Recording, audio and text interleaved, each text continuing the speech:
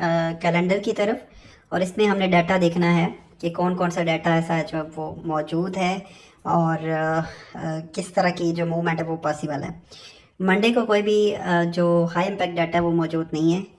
Tuesday में अगर देखा जाए तो यूएसडी का काफ़ी ज़्यादा कोर सीपीआई का मंथली डाटा आता है, वो मौजूद है। ईयरली है सीपीआई और मंथली है सीपीआई।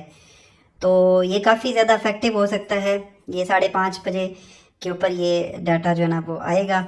उसके बाद अगर देखा जाए यहाँ पे जो हमारे पास नेक्स्ट है वो है वेडनेसडे को। वेडनेसडे में अगर देखें तो कोर पीपीआई मंथली का डाटा है। कोर रिटेल सेल्स हैं जो कि मंथली आते हैं 15 नवंबर को। उसके बाद मैन्युफैक्चरिंग इंडेक्स है, पीपीआई मंथली है और रिटेल सेल्स है। और क्रूड ऑयल की इन्वेंट्रीज भी हैं वेडनेसडे को। थर्सडे को देखा जाए अनएम्प्लॉयमेंट क्लेम है और मैन्युफैक्चरिंग इंडेक्स हैं, लेकिन ये मीडियम इम्पैक्ट है, और बिल्डिंग परमिट्स हैं। तो ऑलमोस्ट मंडे के अलावा सारे जो दिन हैं काफ़ी हाई इम्पैक्ट डाटाज हैं जो कि मार्केट में काफ़ी ज़्यादा इफेक्ट डाल सकते हैं।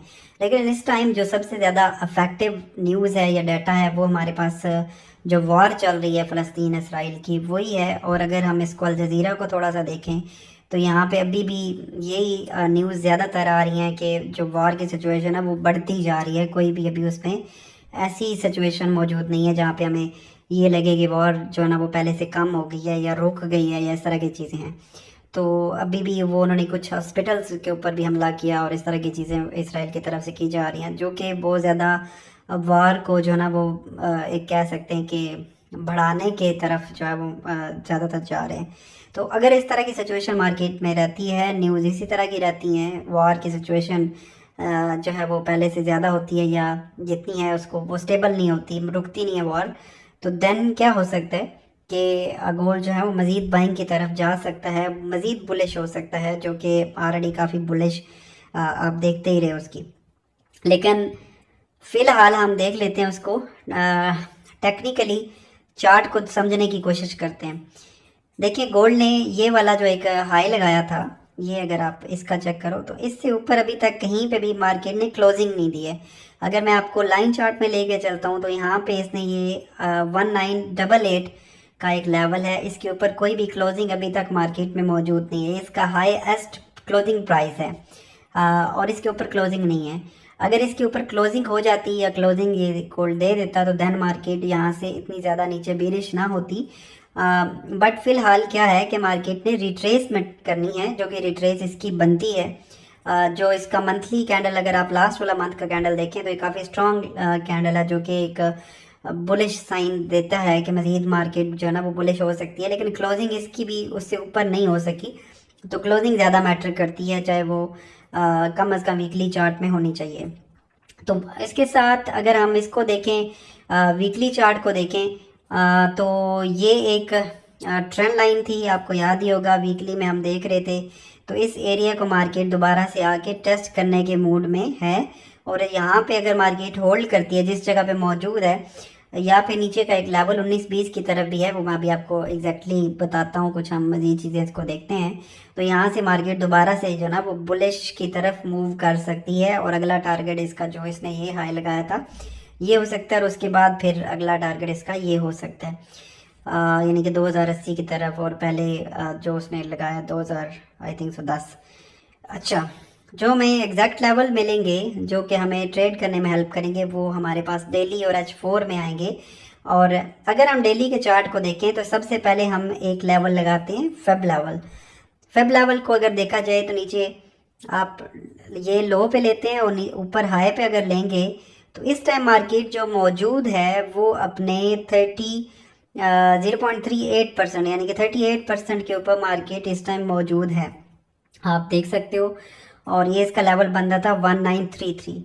और अगर हम इसमें एक और चीज़ भी नोट करें तो ये इसका एक और स्ट्रांग एरिया भी बनता था, जो कि इसका ये वाला एक स्पोर्ट एरिया बनता था। तो ये फेब का एक भी स्पोर्ट है, और दूसरा यहाँ पे एक आप ऑर्डर ब्लॉक भी कह सकते हो, और इसको यहाँ पे एक और स्पोर्ट भी मौजूद है जो कि स्ट्रांग स्पोर्ट इसकी है। सबसे पहले तो गोल्ड हो सकता है कि यहीं से बुलिश की तरफ मूव करे और दोबारा से ये ऊपर की तरफ सफ़र जारी रख सकता है और अपने हाई को दोबारा से टेस्ट करके 2009 के, और उसके बाद अगर ये ब्रेक करते हैं तो फिर मज़ीद हाई की तरफ जा सकता है, क्योंकि इसका ये एक अच्छा रिट्रेसमेंट है। लेकिन इसका जो गोल्डन रिट्रेसमेंट लेवल है, जो स्ट्रॉन्ग लेवल माना जाता है या स्ट्रॉन्ग लेवल होता है, वो 1910 से लेकर 1886 के दरमियान है। ये मैं यहाँ पे एक ड्रा करता हूँ बॉक्स, ताकि हमें समझ आती रहे कि क्या करना है। और यहाँ पे मैं एक लाइन ड्रा कर लेता हूँ। ये जो हमारा एरिया था, ये 38 वाला भी एरिया, लेकिन ये जोन भी है जो कि हमारा स्पोर्ट एरिया है, तो ये एक अच्छा एरिया हो सकता है ये वाला। ठीक है जी। अच्छा, और अगर आप एक और चीज़ नोट करो तो यहाँ पे फेयर वैल्यू गैप भी, जो हमने ये वाला लगाया ना जोन, तो यहाँ पे फेयर वैल्यू गैप भी एक वीकली में आ रहा है, तो डेली में सॉरी। तो इसलिए ये जो एरिया ये वाला, यानी कि 1910 से लेकर 1886, ये बहुत ज़्यादा स्ट्रॉन्ग है, यानी कि इसकी निस्बत ये ज़्यादा स्ट्रॉन्ग है। लेकिन यहाँ पे मैं आपको एक बात बताना चाहूँगा कि जब मार्केट एग्रेसिव मूवमेंट में होती है, मतलब कि इस तरह से बाइंग हो रही होती है, तो जो इसका 38% जो रिट्रेसमेंट होता है वो भी काफ़ी स्ट्रॉन्ग रिट्रेसमेंट होता है। तो इसलिए यहाँ से भी चांसेस मार्केट के हैं कि वो रिजेक्ट हो जाए और एक बुलिश मूव शुरू कर दे। लेकिन अगर इस एरिया को वो होल्ड नहीं कर पाती मार्केट, तो वो गिर जाती है, तो देन ये 1910 और 1886 के दरमियान मार्केट कहीं से भी दोबारा से बुलिश स्ट्रक्चर की तरफ जा सकती है। और अगर इस जगह पे आके मार्केट बुलिश हुई तो फिर ये अपना हाई ब्रेक करने के इसके चांसेस हैं। ये वाला हाई 2009 वाला ये ब्रेक कर सकती है, यानी कि यहाँ पे फिर आप $100 की मूव देख सकते हो इस जगह पे।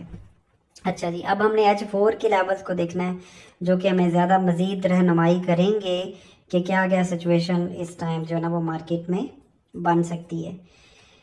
अच्छा, सबसे पहले तो ये है कि मार्केट अगर तो यहाँ से नीचे गिरती है इस जगह से, तो फिर ये एरिया एक रेंजिंग जोन भी बन सकता है, जिस तरह से ये पहले ये बना था कुछ टाइम के लिए। तो यहाँ पे आपने याद रखना है कि अगर ये लेवल ब्रेक हो जाता है तो फिर हम सेलिंग की तरफ जाएंगे रिट्रेसमेंट को देखते हुए, और ये पहला हमारा सेल एरिया बन सकता है और 1910 हमारा टारगेट हो सकता है। मार्केट में हम इस टाइम तक होल्ड कर सकते हैं और सेलिंग में रह सकते हैं। दूसरा क्या है कि अगर मार्केट ऊपर जाती है और 1945 को टेस्ट करती है, ये एरिया मैं यहाँ पे भी एक लाइन लगाता हूँ, ये 1945 को अगर टेस्ट करती है और इधर भी होल्ड नहीं कर पाती मार्केट, तो दोबारा से यहाँ से भी गिरने के फिर चांसेस हैं। एक सेल तो इस जगह से बनता था नीचे से, अगर डायरेक्टली ब्रेक होता है लेवल 1933 वाला, लेकिन अगर 1945 पे जाती है तो यहाँ पे होल्ड करती है इसके नीचे, तो देन भी सेल हो सकता है यहाँ से 1945-46 के आसपास से, और फिर भी हमारा टारगेट 1910 हो सकता है। बाइंग जो एक परमानेंट बाइंग है, क्योंकि इतने स्ट्रॉन्ग सेलिंग ट्रेंड में हम यहाँ से डायरेक्टली तो बाय नहीं कर सकते हैं, हमें थोड़ा सा एक अच्छा जो है ना वो साइन चाहिए, चाहे वो छोटे टाइम फ्रेम में हो। मज़ीद छोटे टाइम फ्रेम में देखते हैं कि हमें कुछ मिलता है या नहीं। H1 में अगर देखें तो थोड़ा सा इसने बनाया हुआ है कि ये बुलिश जा सकता है, लेकिन ये पहला इसका जो टारगेट है वो 1945 हो सकता है। अब 1945 से मार्केट अगर गिरती है, होल्ड नहीं कर पाती, तो अगेन सेल होगी, इस एरिया को टेस्ट करके होल्ड करेगी, नहीं तो फिर ये नीचे जा सकती है। ये सेलिंग वाला एरिया मैं आपको बता रहा हूँ। बाइंग जो है, जो एक अच्छा बाइंग है ना, वो इससे ऊपर है, यानी कि 1963 से ऊपर, खास तौर पे 1965 1965 से ऊपर अगर क्लोजिंग दे देती है मार्केट, तो ये H1 का स्ट्रक्चर ब्रेक हो जाएगा। देन मार्केट की जो चांसेस हैं वो ज़्यादातर फिर बुलिश, एक लॉन्ग टर्म बुलिश के लिए स्ट्रांग हो जाएगी मार्केट। लेकिन फ़िलहाल इसके चांसेस अभी हो सकते हैं कि दोबारा मार्केट एक दफ़ा यहाँ पे डबल बॉटम बनाए इस जगह पे, अगर यहाँ से ही इसने ऊपर उठना है तो फिर अगर डबल बॉटम बनाती है तो ये एरिया अगर इसका नेक लाइन बनता है तो यहीं से ब्रेक जब होगा तो हम यहाँ से भी बाय कर सकते हैं। लेकिन फ़िलहाल जो है वो हमने वेट करना है मंडे का कि ये किस तरह की मूवमेंट आती है। अगर तो ऊपर आके यहाँ पे होल्ड करे तो सेल कर लेंगे हम, दोबारा पहला टारगेट हमारा यही होगा। डबल बॉटम अगर होल्ड रहता है तो फिर यहाँ से वेट करेंगे कि इस एरिया को ब्रेक करता है, तो देन यहाँ से फिर एक ये बाइंग वाला स्ट्रक्चर स्टार्ट हो सकता है। और दूसरा मैंने आपको एग्जैक्टली बाइंग बताया जो कि 1965 से ऊपर अगर मार्केट जाती है तो। अदरवाइज फिलहाल आप जिस जगह पे मार्केट है बाइंग अभी फिलहाल ना ढूंढें, सेल ढूंढ सकते हैं लेकिन वो इस एरिया को ब्रेक होने पे या इस जगह पे होल्ड करने पे। और दूसरा, इस जगह पे भी अगर जाके होल्ड करती है, यानी कि 1965 को क्रॉस नहीं करती, ऊपर चली जाती है और 1965 को हिट करके दोबारा गिरती है, तो फिर ये 1910 की तरफ आ जाएगी मार्केट। तो इस तरह की सिचुएशन। हाँ, इससे ऊपर निकल जाए तो देन बाय करेंगे हम, ठीक है। इस जोन में आ जाए तो बाय करेंगे हम। और दूसरा क्या है कि अगर ऊपर जाके ये डबल बॉटम बना दे और इस नेक लाइन को ब्रेक कर दे तो फिर भी बाय करेंगे हम। तो ये 3 बाइंग की सिचुएशन है। अदरवाइज सारा का सारा फिलहाल जो है ना वो सेल ही देख सकते हैं हम रिजेक्शन के ऊपर। तो होप सो कि आपको ये समझ आई होगी और इंशाल्लाह हम इसको देख